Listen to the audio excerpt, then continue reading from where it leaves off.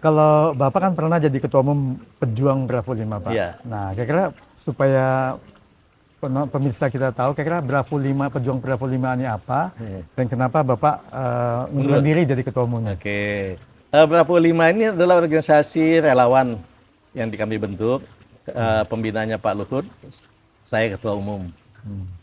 Kemudian setelah menang di periode pertama, kemudian menang lagi di periode kedua, kami sepakat menjadikan ini menjadi ormas.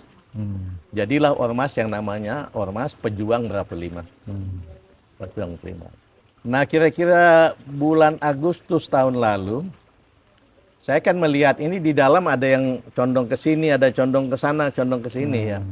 Saya bilang Pak Luhut, kiranya kita mesti duduk bersama ini, membahas kemana Bravo 5 ini nanti. Boleh katanya. Ketemu ya 4 mata, saya bilang ke Pak Luhut.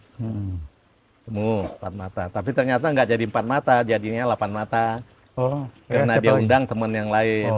Dia undang Bapak Letnan Jenderal Sumardi dan Bapak Laksamana Marstio. Itu duduk, saya bilang Pak Luhut, waktu kita pendek, Pak Luhut banyak acara. Kira-kira gimana sikapnya Bravo 5 ke depan ini?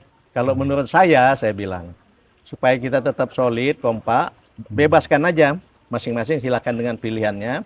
Tapi di dalam grup Bravo 5, kita tidak boleh nyinggung masalah pilihan.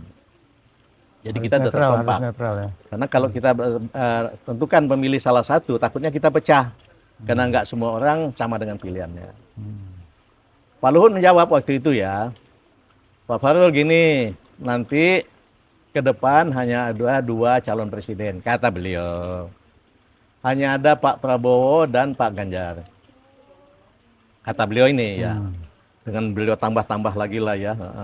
Tambah beliau bilang, nanti siapapun yang menang, menterinya akan tetap ini saja gitu ya, kata beliau ya. Oh gitu ya Pak Luhut, saya bilang. Bagaimana tentang Anies? Saya bilang, ada isu-isu Anies juga akan maju. Pak Luhut bilang, Anies nggak akan maju Pak Farul, kata dia. Karena Pak Surya Paloh tidak akan berani mengajukan nama Anies. Kalau dia ngajukan nama Anies, maka partainya akan pecah, katanya gitu. Oh gitu ya Pak Luhut, saya bilang, wah.